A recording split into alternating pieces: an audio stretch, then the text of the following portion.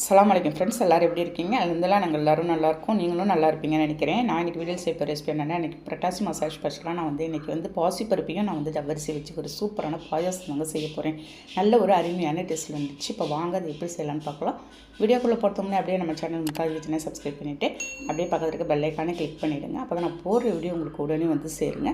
அது ஃபஸ்ட்டு ஒரு நான்ஸ்டிக் பேனை ஸ்டவ்வில் வச்சுருக்கேங்க. ஒரு 2 ஸ்பூன் நெய் சேர்த்துக்கலாம். இதில் வந்து 1 கப் அளவுக்கு நான் வந்து இப்போ வந்து வறுத்த சேமியா, வறுக்காத சேமியா நீங்கள் எது வேணாலும் சேர்த்துக்கலாங்க.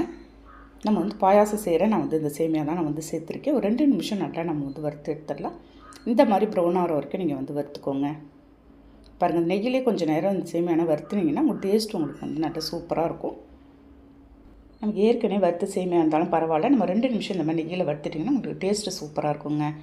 நெக்ஸ்ட்டு வந்து இப்போ ஒரு குக்கர் வந்து ஸ்டவ்வில் வச்சுருக்கேன். ஒரு 2 ஸ்பூன் அளவுக்கு நான் வந்து பாசிப்பருப்பு சேர்த்துருக்கேன். 1 கப் அளவுக்கு ஜவ்வரிசி ஒரு 10 நிமிஷம் முன்னாடி ஊற வச்சு எடுத்து வச்சுருந்தேங்க. அதை எடுத்து நம்ம அதோடு சேர்த்துட்டு அந்த தண்ணியோடையே நம்ம ஜவ்வரிசி எந்த அளவில் அளந்தோமோ நம்ம அதே அளவில் சேமாக 3 கப் அளவுக்கு தண்ணி ஊற்றிக்கிறேன். நான் 1 கப் அளவுக்கு ஃபுல்லாக ஜவ்வரிசி சேர்த்து 3 கப் அளவுக்கு தண்ணி சேர்த்துக்கலாம். இதில் வந்து பாசிப்பருப்பு நிறையா சேர்த்துறாதுங்க, ஒரு 2 ஸ்பூன் அளவுக்கு சேர்த்தாலே போதும். பாருங்கள், ஒரு 2 விசில் விட்டு தான் வந்து எடுத்துருக்கேங்க. நல்ல வெந்து வந்திருக்கு உங்களுக்கு. அந்த பாசிப்பருப்பு ரொம்ப குழையில உங்களுக்கு. இந்த மாதிரி நல்லா வெந்தால் தான் உங்களுக்கு வந்து டேஸ்ட்டு நல்லா அருமையாக இருக்கும்.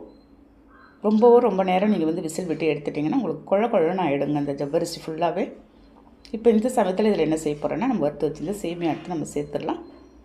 நான் இதில் தண்ணி எதுவுமே எக்ஸ்ட்ரா ஆட் பண்ணவே இல்லை. இந்த தண்ணியிலே நமக்கு வந்து இந்த சேமியா வெந்து வந்துடும். ஒரு 2 நிமிஷத்துலேயே நமக்கு வந்து வறுத்துட்டதுனால வெந்துடுங்க.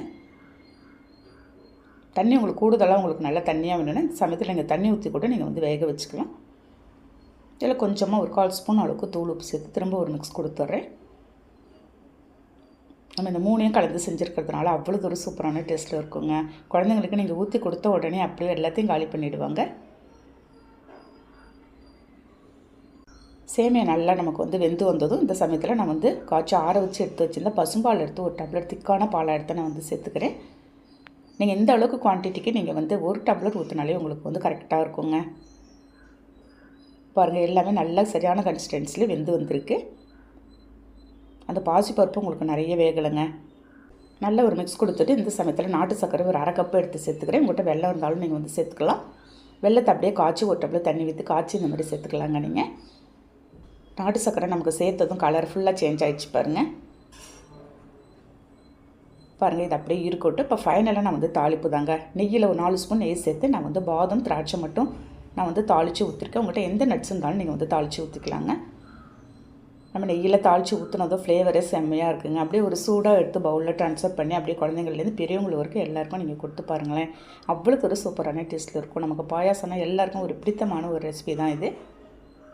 ஓகே ஃப்ரெண்ட்ஸ், நான் சொன்ன மெத்தெல்லாம் நீங்கள் ட்ரை பண்ணி பார்த்துட்டு எனக்கு கண்டிப்பாக கமெண்ட் பண்ணுங்கள். இந்த வீடியோ பிடிச்சிருந்தா அப்படியே ஒரு லைக் பண்ணிவிட்டு ஷேர் பண்ணுங்கள். மறக்காமல் சப்ஸ்கிரைப் பண்ணிவிடுங்க. நெக்ஸ்ட் வீடியோவில் பார்க்கலாம். பை.